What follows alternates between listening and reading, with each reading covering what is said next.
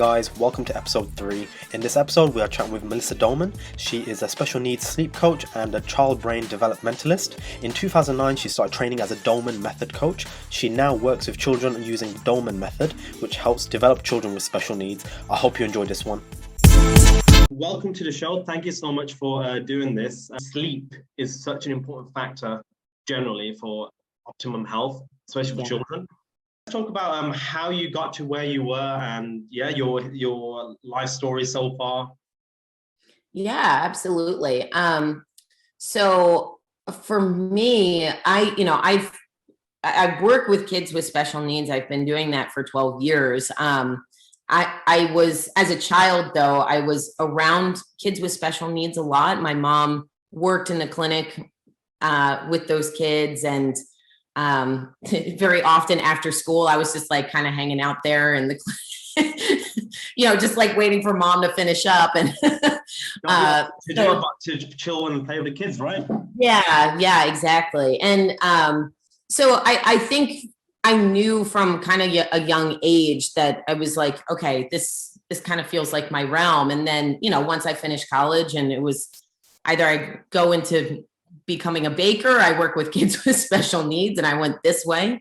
And when it comes to sleep and my experience with this, I mean, ultimately it was my work with kids with special needs that took me there, because as a child brain developmentalist and as a therapist myself, I was sitting in the office, I had these kids in front of me and these parents, and everybody was exhausted, and like nothing was getting done with therapies and things like that. And when parents would ask me about it, I was like, I have no idea. Like, I don't know what to do about your child's sleep. And, I, at a certain point, out of desperation, I would like make suggestions, kind of grasping at straws. And, sometimes it would work, sometimes it wouldn't, but it was definitely something where I felt like I need to have more knowledge about this, because it was just across the board. Like almost every one of my families was dealing with sleep issues. And that's what brought me to, learning about sleep training as a technique.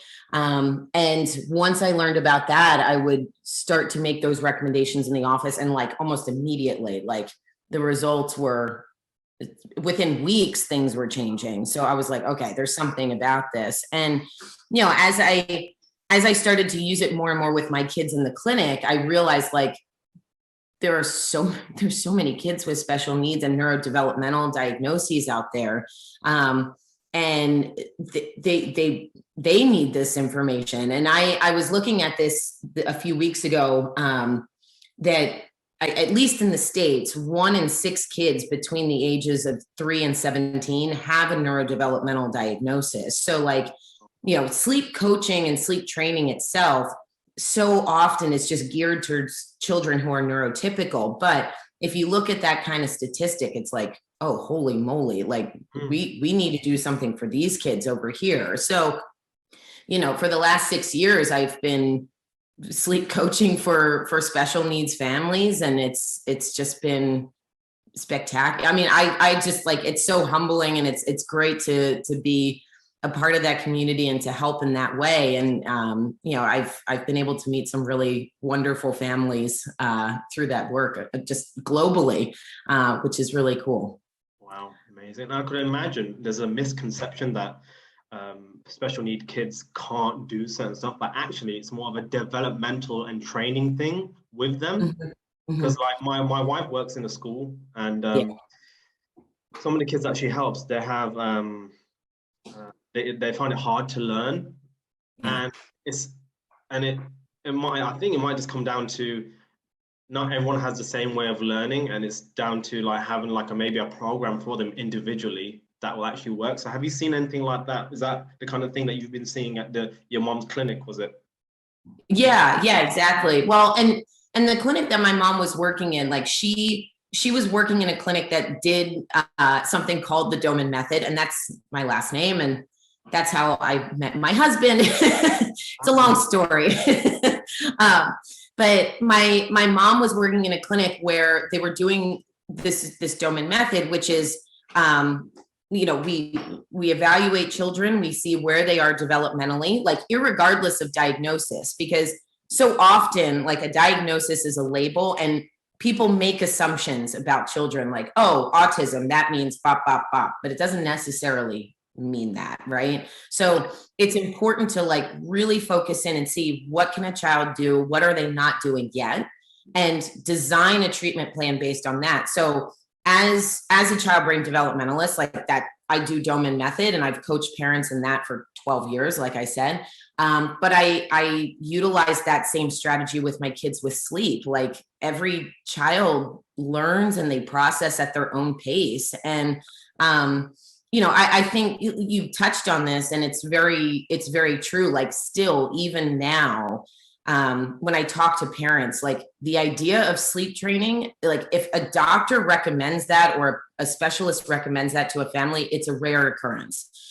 Very often it's just like, oh, that's part of the diagnosis. Yeah, your kid has autism or your child has Down syndrome. Of course they have sleep problems. Here's this melatonin med, like out of my office. Yeah. And I think it's because the assumption is like a child with special needs is not going to understand that process. But and I think a lot of parents, when I teach them, they have even questions about like, is my kid really going to get this? And it's understandable. But what we have to understand is like, understanding is created through repetition, right? Like we understand the things we know because we've heard it 1,000 times or we've done it 1,000 times. So if you go into that process knowing, like in a lot of ways, we are creating understanding around how we go to sleep, our routines, and what we need to feel more settled and more regulated, then it becomes a totally different experience. And I think parents also go into it knowing like, okay, this is going to take some time, because I as parent am creating that understanding around good sleep. Yeah. So, so it's definitely possible. And like I said, I just think a lot of professionals still don't even consider it for a lot of majority. Why is it that they don't consider it? Because like, surely it just sounds like to me that if they give like a pill for every ill, for example, and it wasn't working, then yeah. So are you saying that they say that's it, there's no other way? Is that what's happening right now? Yeah, I think for the most part, and like I said, it's not every doctor or every specialist. Like I do have families who say to me, like, our pediatrician told us we need to start sleep training. I'm like, okay. It's interesting because like in the UK, yeah, if you go to a general practice surgery, on the sign, like when I've taken my children, it says you got 10 minutes and one problem, that's it. Is that the same in the US as well? Oh, yeah. I mean, I had a friend who went through medical school, and he told me he was seeing like patients in rounds, like the first time he was doing it, he had 15 minutes and he saw like 8 patients in a row, like 15. I mean, my head would be spinning. Like it's just insane.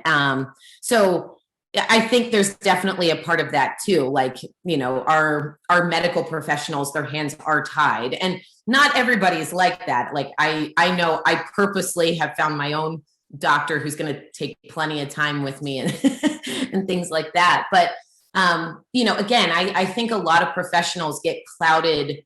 Their judgment gets clouded by the label. As soon as they read that, or as soon as that's on a chart, like that's it. I think certain assumptions are made that, a diagnosis is not changeable. It's there. The prognosis is the prognosis. So whoever said it way back when, like there's nothing we can do about it. And, I think the families that come to me know that's just a bunch of malarkey. Like there's things that they can do. They just need to find the person to help them get there. Right. So, and it's a shame that it's still that way. It's slowly changing. And I know over the last 6 years, like there have been some great positive changes in that direction of like, okay, just because this child has this diagnosis doesn't mean they can't learn to X, Y, and Z. Right. But for the most part, like it's still very, very set in stone, and it's a shame. And I think kids in general, regardless if they have a diagnosis or not, they've got so much potential to to learn anything. It just, again, like as soon as a kid has that diagnosis on them, like that's it. And you mentioned like the pill to cure all ills. Like, I've had families who will tell me, yeah, we tried this medication and then we tried 4 more and we still had sleep issues. So like at a certain point, parents just put their hands up and they're like, okay, well, this allopathic, like this traditional way is not cutting it anymore. And sometimes the side effect of some of the medications is no sleep. Yeah, exactly. And I'm like, okay. The thing is, no one reads it. One of the podcasts I'm going to do next soon is reading labels, because it's a shame. And certainly I'm not knocking like any parent who's given, like, trust me. I mean, some of the sleep issues I've seen, I don't blame them. I'm like, yeah, you've been up for 4 hours every single night, like with your kid. Yeah. If you need to try the medication just to get things to calm down a little bit. It's there. And that's what I said before in a previous podcast, I said, the medication is there for a reason. And, most of the time it's a short-term fix. And if it helps. Exactly. It's abandoned. Yeah. And it's just kind of a shame that for many medical professionals, like that's the only thing. And again, I think the assumption is like a child with special needs is not going to understand sleep training. So like, why even bother? And that's just like, it's just, really depressing.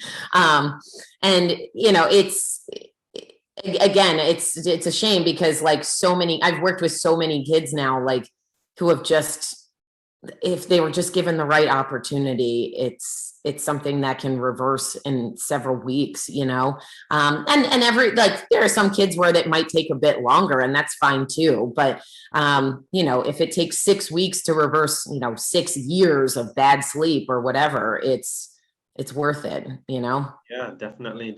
So like when you were at your mom's clinic, when she was working in the clinic, like what kind of special needs were there? And then you saw like actually what kind of things did they achieve? Oh yeah. It's and that was the nice thing. So like the clinic that my mom worked in, the kids would come back every 6 months for assessments. Now, of course, like she was there for a few years, so there were kids that I started to recognize over the years, and I was able to see like the progress that they were making. And at this clinic, they saw just about everything. And now, as an adult, I'm working in a similar like DOMAN Method clinic that my husband and I and his family run. And we see it there too, but it's, the amount of like the spectrum or the degree of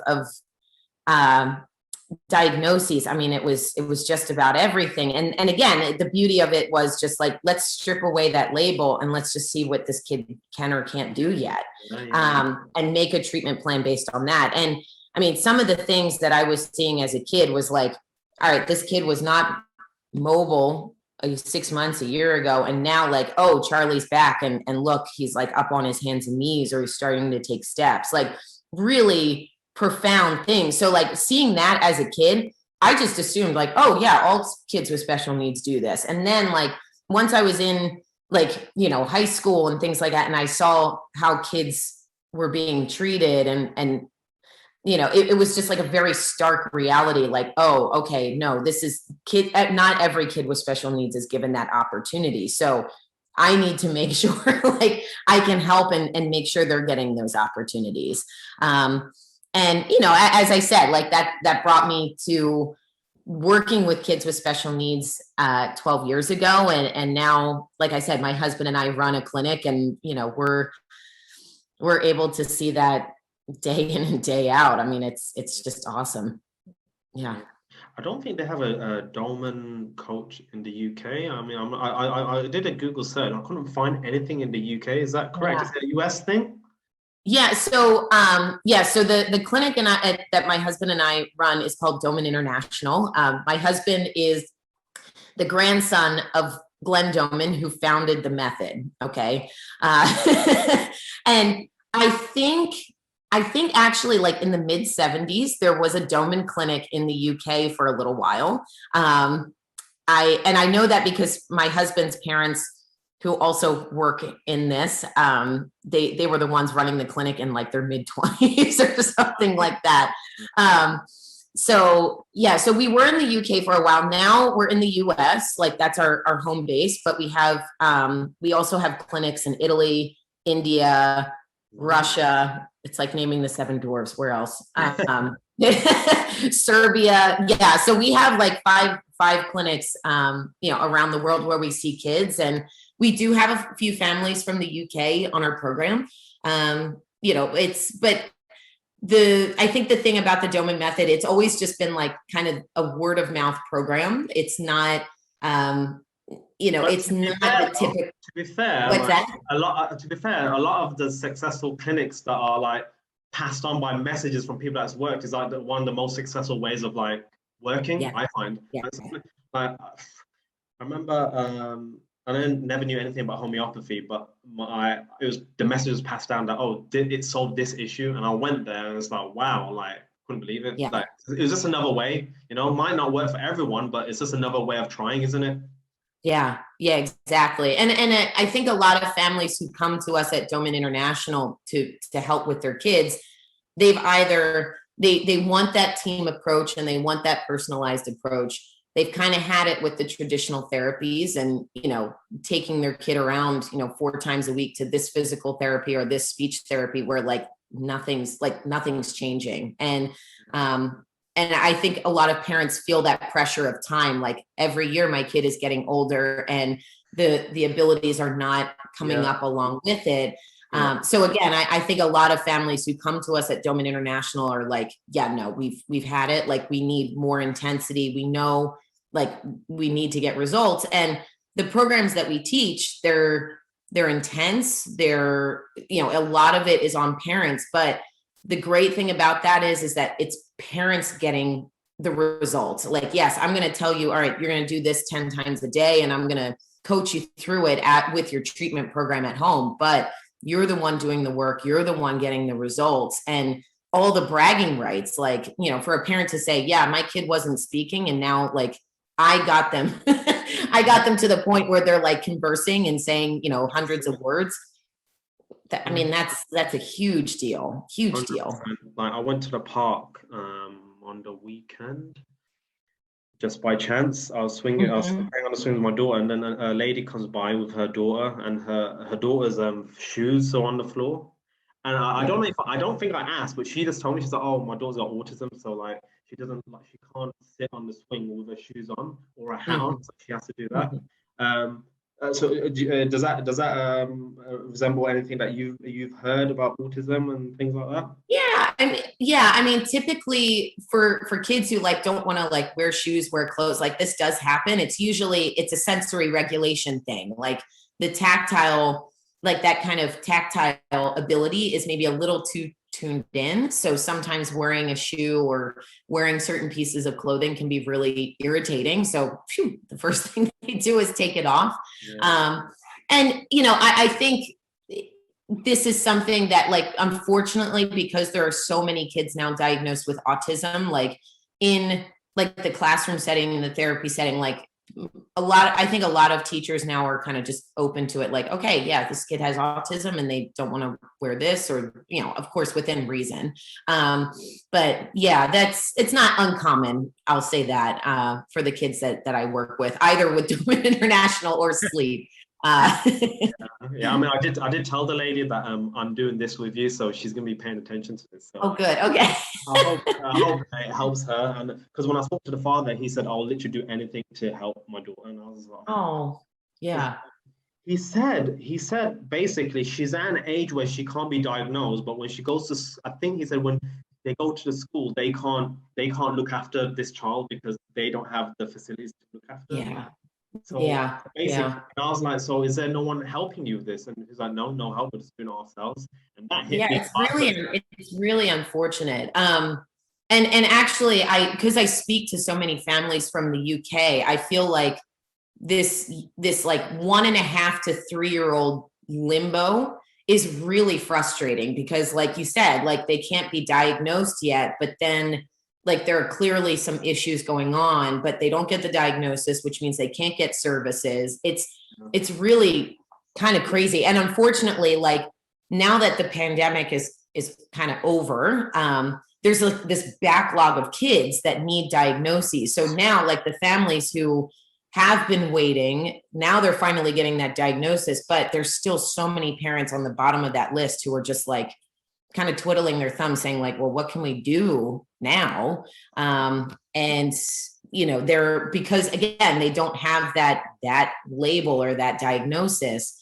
The kids are really missing out. And in the States, we have something called early intervention, but it's kind of a similar issue right now where like, I have families who are telling me they're waiting for months to get their child's first assessment. And again, it's just like, it's kind of like this backlog from the COVID pandemic of like, okay, well now we can finally open things up and do this.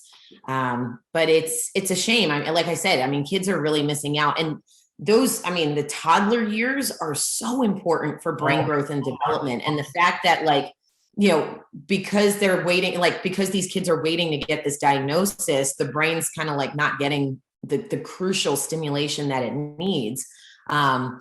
It's a shame, really. And again, like, because DOMAN International and the DOMAN Method is not like a traditional therapy, it's an outside of network or outside of that healthcare, like that national healthcare.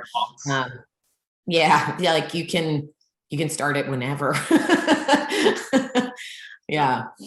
Your mom's been in the clinic for such a long time, and well, she's not now. She's like officially retired. Fine, yes, she's been doing it for a while, and now you're doing it as well. Like, do you see why there's a rise in autism? Because even when I spoke to that lady, she was like, you know, a long time ago, it wasn't that common. Yeah, do you see a correlation of what any common things that you see with autistic children? Like, what could have caused it? Or that's a really loaded question. I know there's a lot of theories out there. Yeah, and that's the thing. I mean, there's so many different theories, and there could just be like the simple concept of like, well, now we know that autism is a neurodevelopmental diagnosis. And now like many professionals are just saying, oh yeah, okay, that's autism, right? You know, I think if we were to poll families 20, 30 years ago, the autism diagnosis, like it was there, but it wasn't so common. So like we could just be seeing like a little bit of a snowball effect, so to speak. But you know, why there's such a big rise in the autism diagnosis, or really like any neurodevelopmental diagnosis. Honestly, I mean, there can be environmental factors, there could be developmental factors. I know, like, because, you know, my expertise, like my area of expertise with DOMAN is mobility development. I think that over the years, there have been like really unfortunate recommendations to parents when it comes to tummy time and babies, and not allowing them the chance to really develop like as Mother Nature intended. You know, of course, we have the Back to Sleep campaign. We have, you know, the campaigns to prevent SIDS, right? But unfortunately, I think doctors and medical professionals have said, put your baby on their back. And parents get so scared about putting their child on their tummy ever that they're not getting that crucial development, that time to develop their mobility. And with that, you're developing your vision, you're developing your respiration. And with that, you know, when you have better respiration, you can speak better, you can communicate better. So there's a lot of different, like, there's a lot of things that the brain is not getting just for that simple reason alone. And of course, like, it's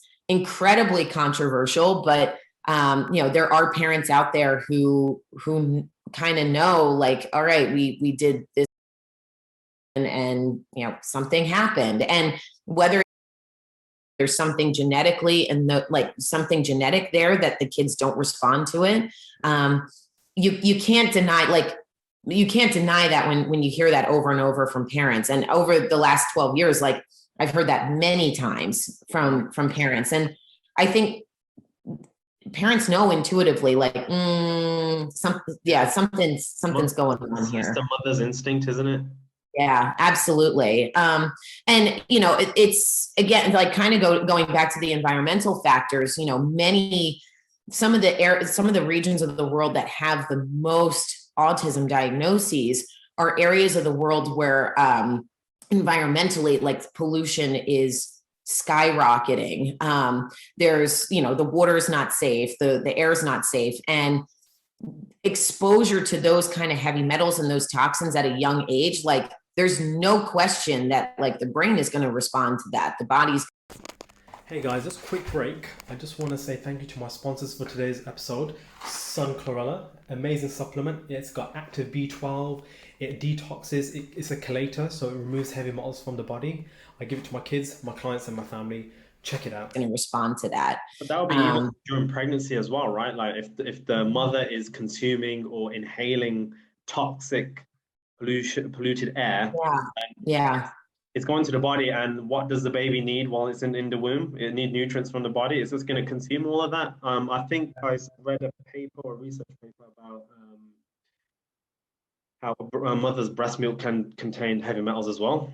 Mm-hmm. Yeah, and it's unavoidable. I mean, like there's only so much we can do about it. Like, you know, a mom can't just be cooped up in a house by a HEPA filter for 9 months. Like it's just not a possibility. But I mean, there's so many different things, and we've talked about a few of them. I know that there have been some studies about like increase in ultrasounds, like ultrasounds during pregnancy. There might be a link to autism. The use of like acetaminophen. Our friend who doesn't, he's throughout all his wife's pregnancies, they do no ultrasound whatsoever. And I'm like, wow, okay, well that was a bit new to me. I mean, each to their own at the end of the day, you know, like everyone's got to make their own decisions, you know.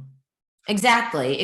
And you know, again, there's no right or wrong here, and some of these things, like a kid can be exposed to all of these things and be totally fine. Like we're still trying to answer that question, but you know, that being said, like are there some of these things maybe we should just be looking at in general, like even a neurotypical kid to be exposed to all of that stuff, is it necessary?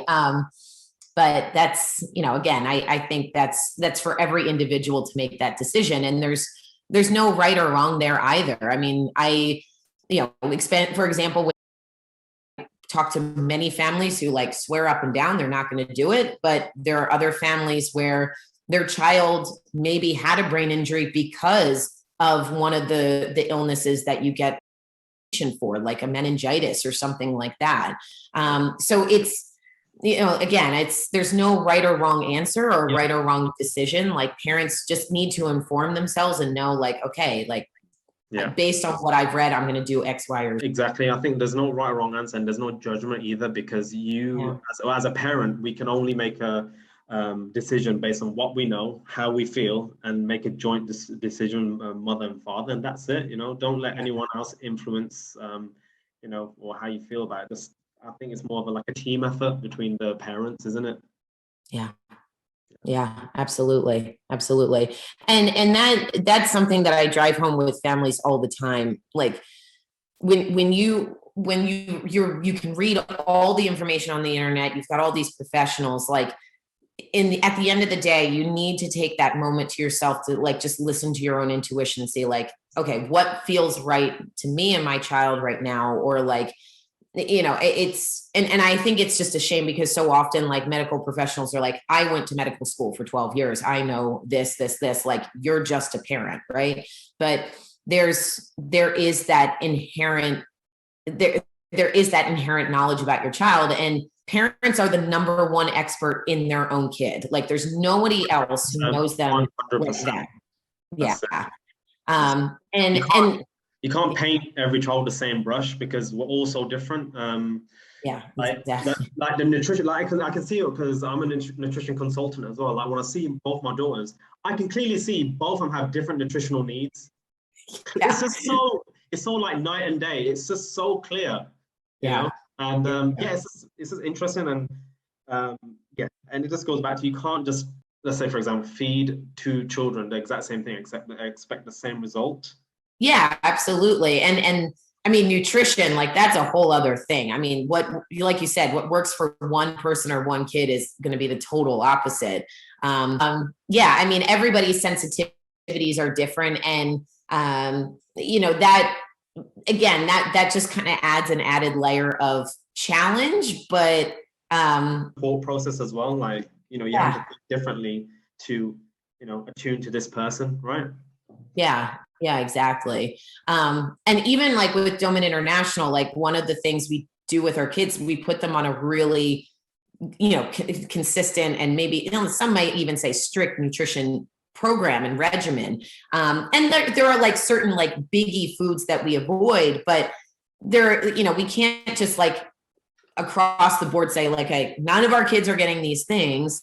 If one kid is totally fine with it, but the other one, we know it can be a disaster. But it can be the same thing with like green peppers. One kid can eat it and the other kid, it like makes them not sleep all night. So like it's, finding that kind of like tailored approach. It's a challenge, but it gets you really thinking and learning as well. Like, okay, these are other things that we could be doing and pulling in here. Yeah. And I don't think we've spoke much about sleep. No, not really. Going back to sleep. So look at the tips on your Instagram page.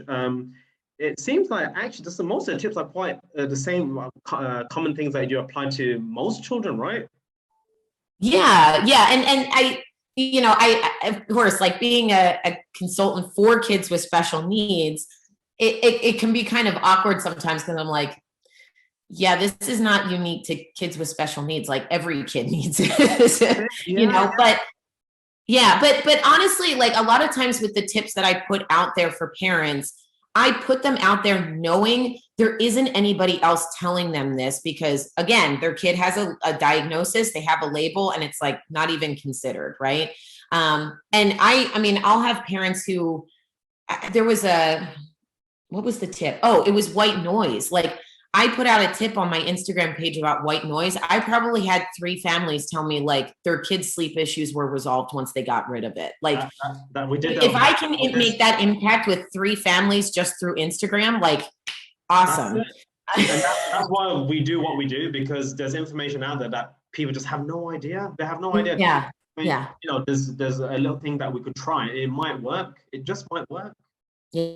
Yeah, exactly. But to get back to your question, like, yes, there are some really simple things that we can be doing, and it may not resolve the sleep issues completely. Like obviously the white noise thing is pretty anecdotal, but it works. But that being said, like if we could even make the situation like 5%, 10% better, just with that one simple thing of like, do a bedtime routine or make sure your child's getting to bed early. It's worth it in the end. And the families, I have a lot of families who will say like, oh, we did this and then that kind of worked. And now we want to like keep getting this working. Right. And there, every kid is different. And there are some children where I luck out as a coach and it's like, okay, they responded really, really well to these techniques and we did great. But there are other kids where their sleep issues are very complicated. And we need to turn over all the possible stones as to why that child's having sleep issues. Because like, if we can get down to the root cause, even if there's more than one root cause, we're going to have better results besides just like band-aiding it with melatonin or meds or anything like that. And again, that approach might take some more time, but starting with the basics can really, it can motivate parents. They can see like, oh, actually like that one simple tip that I got actually made an impact. This is great. Like I want to keep this going. And so that success creates more success. So like when a parent and a child is feeling like, yes, we got this, they're going to want to keep getting that feeling. Right. Yeah. And I think that goes for everybody. Like when you're successful with something, like, yeah, you want to keep doing it. That's right. So what would you say is like your top 3 tips on, getting a child to sleep well? It's a great question. I feel like my top 3 tips just like they kind of change and they evolve over the years. But I think the top 3 things for me is, number one, I do find that like bedtime is really important. A lot of kids are going to sleep a lot later, and it's just because parents think, oh, they have a lot of energy during the day, or, I need to exhaust them or tire them out to get them to sleep. And like, it's the total opposite. By going to bed later, we're missing that child's window of opportunity to get them to sleep. Is that based on the circadian rhythm of the child? Yeah, exactly.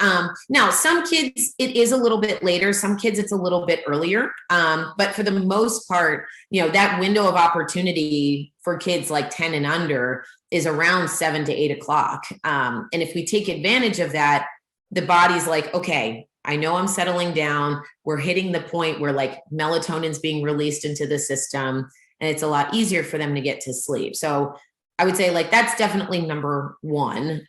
Number 2 is to have that, that consistent bedtime routine. But specifically for kids with special needs, that bedtime routine has to incorporate things to make sure that as many of their needs are met as possible before bed. So for some kids who might be a bit more physically active, we may have to do a little walk outside as the first step, or swinging in our sensory swing, or doing some kind of physical play to kind of get the yayas out of the system so they can wind down more easily. Some children who have sensory integration issues, right? The sensory processing issues. Some children need to have a lot of like tactile input before bedtime. So one of the strategies I use with a lot of my kids, specifically on the spectrum, is joint compression massage. So for kids who are those kind of like sensory seekers, okay, let's get ahead of that and give them that sensory input before bedtime. And a lot of times that, or like some parents do like their Wilberger brushing protocol, or like anything like that. Allows the brain to just kind of feel more settled, more relaxed, things like that. And, I think for like neurotypical kids, the general recommendation is like trying to have a routine between 20 to 30 minutes. For a lot of my kiddos with special needs, they need a bit longer of a runway. So like 45 minutes, maybe even up to an hour, again, just to make sure that all those needs are met. So yeah, I definitely like earlier bedtime, really consistent routine, wind down routine. And then number 3, it's, again, not like monumental in any way, but just being mindful of screen time during the day. For many kids, that's way too stimulative. And I automatically, when I ask about screen time in my questionnaires to families that I'm working with, so do I, whatever number they say, I double it, because we're not, we're not usually keeping track of like to the minute how much it is exactly. It's like those who count calories. They tend to be not accurate. They tend not to be accurate when they're counting calories and stuff like that, isn't it? Yeah. And it's better to assume that it's going to be more than less, right? And what I found over the years is not only do we have to cut screens at a certain point. So I usually tell parents to start at least an hour before bedtime, cutting all screens, like all of them, TV, tablet, phone, whatever. And is that because the blue light from the screen is making the brain think that it's daytime? Because that's, from what I've read and researched, that's what it is. Like the blue light is affecting our circadian rhythm, and our brain's like, hold on a sec, why are you going to sleep? It's time. Exactly. Yeah. And what happens is, the brain says, oh, hey guys, it's still daytime. And melatonin's like, okay, we'll just wait. And it doesn't get released at the right time. So it's absolutely like, it's tricking the brain into thinking it's daytime. And you can put all the filters on, you can wear the glasses, like it's going to help, but it's only going to get you so far. But in addition to that, I do find that for a lot of my kids, going over like 90 minutes a day, even if it's all in the morning, going over 90 minutes a day, like it stays in the system. And I've had kids where like, if they get 30 minutes in the afternoon, they're not going to sleep at night. Like it's like a night and day. It's been downloaded into the brain, isn't it? Literally. Yeah. And again, for any child with a sensory processing issue, whether they're seeking or avoiding, like some kids, like everything's too bright, too loud, whatever. It revs up the system. And for some children, it just takes hours and hours to wind down. It would be like, for some of us, you know, there are certain people who can't have coffee like after lunchtime because it stays in the system for like 8-9 hours. I have really bad green tea. If I have it after 10:30, that's it. I'm awake till 3 a.m. I'm really it's good. And I was like, what? And then I think a couple of years ago, my dad said, "Oh, I can't have tea at this time," and he said the same thing. I was like, "So that's where I get it from," you know? Yeah, and that's the thing. Every system is different. Like for me, I can have a cup of coffee at 8 o'clock at night and sleep fine, right? Like it's just my wife's like that. In and out. She can have a hot caffeinated drink. She'll be fine. She's like, "Oh, I need this drink so I can have a nice sleep." I was like, "All right." Yeah. But it's the same with kids and screens too. Like it's better for us to just put a cap on it and know, okay, this is not a factor with this child's sleep. But that being said, like once we do that for a few weeks, we can start to increase it or like change the timings around. As long as the kid's sleep is on track, it's okay. Because I know for a lot of families, like the 90-minute cap, they're like, oh my God, what the heck do I do with my kid right now? And understandable, I get it. It can be tiring, but it's just one of those things. You just gotta, you know, get some piece of paper, painting, play a board game, and you gotta get really creative. Oh my gosh! Like, and the thing is, with kids, isn't it? They're done after 15 minutes, and after 15 minutes, you're like, oh my God! Now you gotta think of the next thing. Yeah, it's keeps you on your toes. Big time. So for children who, let's say, okay, I've got a child who has been, you know, on the device for, you know, they've been on a device for a while, and you want on the day you just want them to go to bed at 7, but they're just sitting there like on board. Like what could a parent do with that child then? Because you're trying to warm them into doing it. So is it just a case of like day by day, just doing less on the screen time then? Is that the best way to go about it? And then kind of nurture them into, you know, that 7 o'clock sleep time, for example? Yeah, exactly. I would say number one, if your child is like really attached to the devices, do it gradually, right? Like, you know, I have some kids who are on it for 3 to 4 hours a day. I can't say to that family, go to 90 minutes tomorrow. Like it's just too much, right? So even if it's 15 or 30-minute increments, like as long as you're making a concerted effort to reduce it, like that's a great start, right? And you can set timers on your phones and stuff like that to say, okay, timer's up. Like we're going to put our screens away and now let's go XYZ, right? But that's another really important thing too. Like parents need to lead by example. You can't say to your kid, all right, we're putting your tablet away, and then you're on your phone over here while they're, you know, playing. So when I do that screen cutoff, like I tell parents, make a ceremony of it. Like get all your devices, put it in a place, show your child it's going up on that shelf, like they're not coming out again.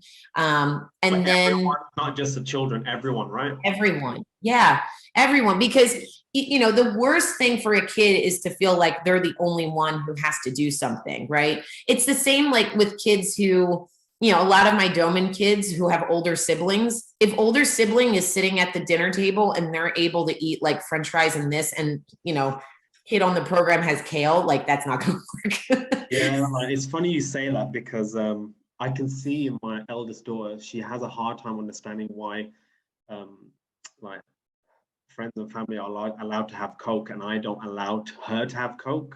Mm-hmm. She's just watching, and then, you know, I've said to her, look, you know, in our house, it's only the adults that can have Coke if they want to, but for a child, I wouldn't want you to have Coke. Yeah. Right? No, it's I can see she's finding it difficult to register because she can see other kids that are just a bit older than her that are having the same soft drink that you can tell, sort of nice bright red color. Everyone else is having it. The temptation's there. Of course, But of course, yeah. Older, you can make a decision like that, then you can have it. But it always, well, I said it's up to you. But right now, I'm not comfortable you having that kind of drink because there's a lot of studies about soft drinks with artificial sweeteners affecting the microbiome and things like that. It's all coming out now. Oh, yeah. And things that, and interesting enough, I'm going to put a video out on my Instagram page soon. So my wife's car's tires were dirty. And did you know the way to wax the tires, if you get a can of Coke, put it in a spray bottle, just spray it, and it'll be shiny. Yeah. It's really shiny. So, yeah, when you see hacks like that, you question, like, should I really be putting that in my body? Exactly. Child doesn't have a good night's sleep. What kind of effects does that child have? That you have seen that you can explain to listeners? What kind of effects what's the downside of not having a good night's sleep? Obviously, there's a thing about the parents are going to find it difficult to put them to bed neurologically. And like the brain, how does that affect the children? Yeah, it's a great question. And the thing that we don't realize is that, like, whether a child or adult, if we don't have a good night's rest, you're going to feel that like in the next 24-hour cycle. So like some kids who don't get a good night's sleep one night, it's going to carry over into the next night. And like for a lot of the kids I work with, they're just like in this vicious cycle of chronic overtiredness and sleep debt for that reason. Like there's no chance for the circadian rhythm to really truly reset.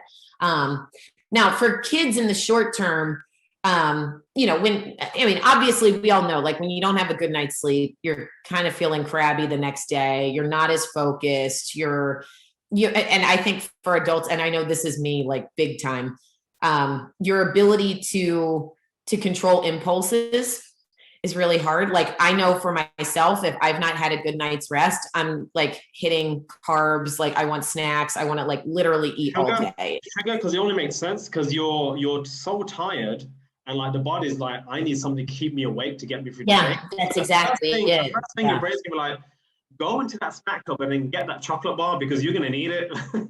Yeah, it's bad. So like those are like kind of the shorter term things. But what I teach my families, and this is for neurotypical kids and kids with special needs, like the longer term effects of not having sleep. I mean, it does change how the brain is working. And the tricky thing is that when kids are overtired and they're having sleep debt, it affects a completely different area of the brain compared to adults. So the area of the brain that's affected for kids when they're overtired and have sleep debt is their coordination, their balance, their ability to communicate. Like the language areas of the brain are affected. The area of the brain that controls that sensory processing. So seeing that light and how bright or how dark it is, how that sweater may feel on you, like the ability to process that information is greatly impeded. So for neurotypical kids, we're going to see that as like, more prone to temper tantrums, like, just their mood, isn't it? It's going to affect their mood. Big time. Yeah. And again, like they don't know how to communicate it necessarily, but like when they're tired, like, yeah, maybe things do sound louder or they feel like they just don't want it. And, obviously for a kid with special needs, if those are already issues for them, being overtired and having a sleep debt is just going to make it that much worse. So, that in it, like it's going to be complete lack of ability to focus or, the sensory processing, it's going to be all over the place day and night. A lot of my kids that I work with struggle with, middle of the night wake ups that are for hours. Like the brain is literally up and they're ready to party. So it's a terrible mechanism in the sense that like the kid is tired and the last thing the body and the brain wants to do is sleep, when that's the thing they need most. But The sleep areas of the brain and all of those functions, they're very, very close together. So the ripple effects, it's really unfortunate to see. And the good news is it is something that we can start reversing and working on, but it's, from a brain standpoint, the brain is just not able to do the things that it needs to. I mean, sleep for our kids who are learning, and for our school age children, the brain, that's going to say, all right, information I learned today, let's get things cleaned up. And if the brain is not able to do that adequately or consistently enough, we're gonna see effects, no question. 100%. For your website, and what foods would you say to the listeners to avoid for children to have a good night's sleep? Things to avoid for a good night's sleep. What foods? I'm trying to think of my list. Okay, so when making nutritional recommendations for sleep, I preface this knowing that many of the kids that I work with are incredibly picky eaters. So like, all I'm going to say is just like, do your best with this. But I generally first recommend starting off by trying to at least reduce the amount of sugars, or like natural and artificial, chocolate, caffeine, like really high salty foods as well. Just because they're aggravants to the digestive system. And when the digestive system is off, the brain is going to have to divert resources and energy to like get that thing going adequately. And sometimes what that means is like, it can't do all the complicated things the brain needs to at night for sleep. So I would say at least start by reducing that. I try to put a cutoff of like maybe after lunchtime, we stick to more wholesome and healthier snacks. Yeah. Now, if that is something that you're already doing with your child, like they don't get salty snacks, they really don't get a lot of sugar or anything like that, the next places I would take a look at are maybe with gluten and dairy, trying to reduce those things as well. That's a recommendation that I found over the years is helpful for some kids, not all kids, but it's definitely worth pursuing, just because the results are there. And if there's a possibility that sleep can be better just by eating less bread, like, okay, let's go for it. So I think that those foods, it's easier said than done. I get that for some of my kids. Like I do have some kids where they only eat 5 foods and it's like chips and candy and this and that. Like, so you have to do your best with it. But again, anything that's going into the system that could be an aggravant, like those artificial sweeteners, like the really high fried foods or whatever, it's going to affect digestion, and we're going to see wake ups because of it, for sure. I wanted to ask you actually, what do you think of those ingredients that you get from when you so in the UK, I'm pretty sure this happens in the US as well, like there's like candy bars, and like we have in the UK they have these like jelly kind of jello sweets, right? And in the ingredients it says this contains this color dye and it may affect adverse effect of attention in children. What do you think of that? Because for me, if it's saying that this could affect the child, then surely you shouldn't give it to a child. Maybe we shouldn't give it to the kid. Yeah. No, and I funny enough, I actually have personal experience with this. My nephew, he's 10. Oh my gosh, he's gonna be 10 tomorrow. The present, don't forget the present. Yeah. But he's 10 now, but when he was younger, like 3 or 4, he got a pack of like those gummy candies, and he had the shakes, and it freaked my sister out. And she was like, what is going on? And she figured out that it was the red dyes. Like, so that was something that we cut out almost immediately. But he walked into the kitchen, like shaking, and he was like, Mom, I want more. And she was like, no, you're not having any more. So yeah, but like the dyes and things like that, I mean, that's just for me, that's just a given. Like, please don't give that. Yeah.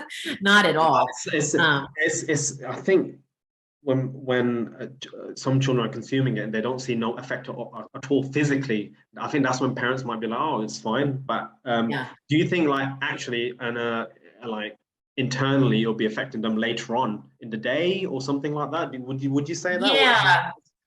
I would definitely say that. And, especially for the like population of kids that I work with, because my kids have the developmental issues and they're not sleeping well. Like a lot of parents can't see, oh, if I'm giving my kid this, there's no real change, but it's because like they're already super exhausted and, they have these developmental issues. So like, we don't know what things are like when they're well rested. And so once they're better rested and they seem healthier and they're doing better, when we go back to those foods, like then we're going to see effects of it, right? So like when the situation for many of my families is so bad, it's hard to know that like those red dyes or that sugar I'm giving my kid is actually affecting things. It's almost just like one other layer to a really just frustrating situation, if that makes sense. So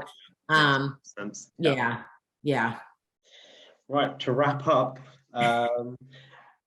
what does health mean to you? Ooh, what does health mean to me? Health means to me balance, like in every facet. So balance with what we eat, with how we sleep, our mental balance as well. Like it's not going to be perfect all the time. Me personally, when it comes to health, I really try to go like an 80-20 route. So like 80% of the time, super healthy, sleeping well, but like 20% of the time, I might stay out a couple hours later with my friends. I may eat that thing. But I think there's so much when it comes to health. It's striking that right balance for you, and that balance is going to look different for everybody. But if we have balance, like things are going to coast. Things going to be good. Melissa, thank you so much for giving me your time. I really appreciate it. And I had so much fun. This has been so much fun. Thank you. Likewise. I really appreciate this, Omar. Thank you for reaching out.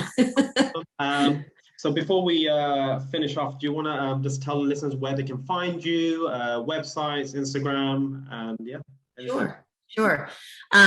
So if families want more information, my website is melissadomansleepconsulting.com. On Instagram, my handle is Special Needs Sleep Coach. And Facebook is still Melissa Doman Sleep Consulting. I tried to change it, but I can't. But that's where you can find me. And, Omar, you mentioned it, like on my social media platforms, like I'm constantly posting tips about nutrition and sleep and everything that kind of goes along with it. So I highly recommend just starting there and letting me know how it goes.